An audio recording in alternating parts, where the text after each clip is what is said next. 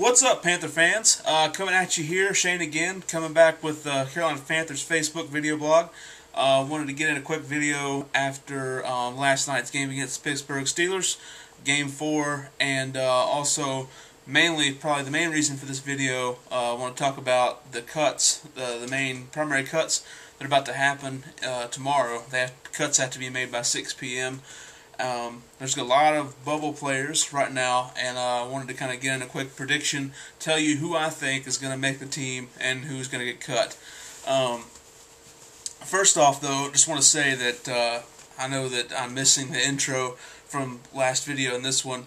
I'm working on getting a new video editing software so I can better edit my videos and make better introductions and all kinds of things.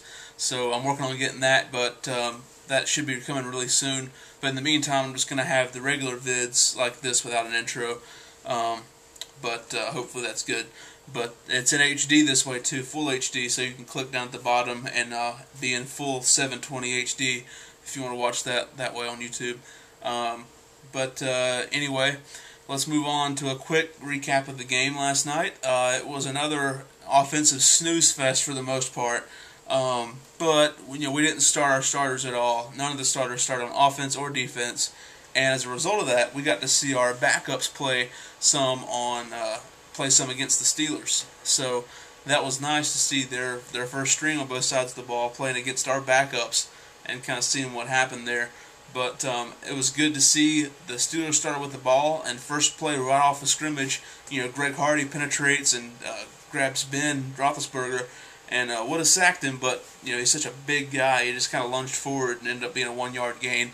But just the play right after that, Derek Landry, one of our defensive tackles, just bursts right through and sacks him. So, that's our backup defense doing fairly well against the Steelers' first-team offense. So that was pretty nice to see. Held them to a 3-and-out right off the bat. And then the offense got the ball and started moving it a little bit, and we saw some good movement there. But ended in a missed field goal by John Casey. But I saw some things of promise. That was against their first string defense as well. I think they're still gonna keep working and getting more of the timing down. I think it's working for them. They're gonna get Steve Smith and John Stewart back for the start of the regular season, and that should be good. But one more piece of information that I just found out recently, just last night late, is that Jeff Otah is not expected now to be ready for the regular season debut next Sunday against the Giants, which is a huge bummer. Hopefully he can get back as soon as possible. I like what Jeff Schwartz has done in his place. He's been pretty decent, but he's not going to be able to match Jeff Otah's road grader type of rushing capability. He plows the way for our running backs on that side, and it's very important that we get him back as soon as possible, and hopefully he can come back by week 2, but it looks like he's probably a no-go for week 1 unless something happens unexpectedly. We saw last night the debut of the Mountaineer package.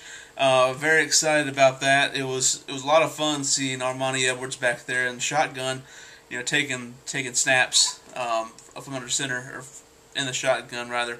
But it was a lot of fun. It's kind of a flashback to the old days, seeing him back there. They just installed this package this past week in practice, so it's still very new. But they just wanted to kind of get a look and see what would happen. But I think they can do a lot with this. It's going to be fun to see throughout the season how they incorporate him into the offense. But it didn't go for a lot of yards, the plays that he made, but part of that reason was, well, the defensive line from the Steelers was just totally penetrating through the line, and he didn't really have any time to do much when he tried to run the ball. So couldn't do much with that, but hopefully if he ran some with the first team O-line, might see some really good things from him. So, but there was the one pass he completed to David Geddes. I mean, he passed the ball twice, but that one completion, he just tremendous looking zip on the ball, tremendous arm strength. I mean, for a guy that you wouldn't think has that much arm strength, he's got a lot of upper body strength and ability. So, able to zip that ball right in there, hit him right in the numbers both times, and just really impressed with that. And hopefully, some people took notice And hopefully Coach Fox took notice, because I think that's an option going forward.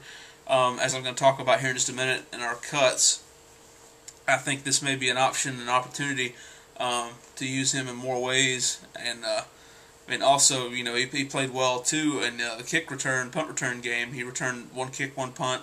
The punt return looked more impressive than he has been lately.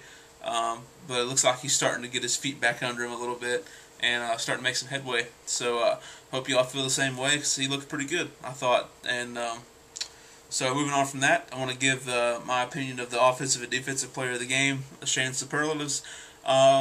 First, let's go offense. I think this is a tough one. I want to say that Armani had a decent game, but I don't know if he was for sure would have been the offensive player of the game.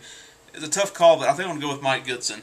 Mike Goodson had some rushes and had a screen pass that he caught for a nice little run at the beginning, and he's showing some flashes of really good ability, and I liked what I saw to him. So even though he had limited playing time because he only played very briefly, I'm still going to give him the offensive player of the game for his electricity that he showed out there on the field last night.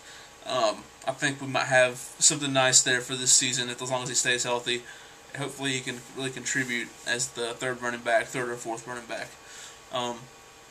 From there, the defensive player of the game, I'm going to say, this is another hard one because we had none of the starters played, so it's kind of spotty, hit or miss.